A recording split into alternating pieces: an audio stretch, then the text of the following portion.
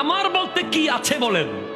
জন্ম দিয়েছে আরেকজন, শিক্ষা দিয়েছে আরেকজন, চাকরি দিয়েছে আরেকজন, চলতে শিখিয়েছে আরেকজন, বলতে শিখিয়েছে আরেকজন, মরার পরে কাফন পরাবে আরেকজন,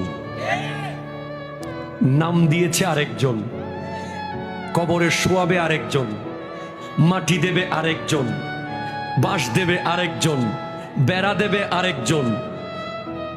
নিজের কি কখনো কি ভেবে দেখেছেন?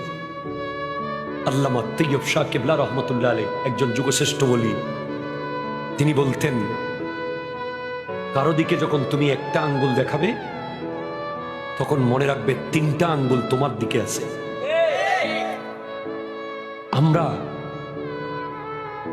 আরেকজনের ব্যাপার নিয়ে, আরেকজনের জায়গা, আরেকজনের জমি, আরেকজনের দেওয়া ক্ষমতা, এটা নিয়ে যে বাহাদুরি করি, আজকের দিনে আমাদের চোখ অন্ধ হয়ে গেছে অহংকারে অহংকারে। আমি অমুক, আমি সমুক, আমি এই, আমি সেই।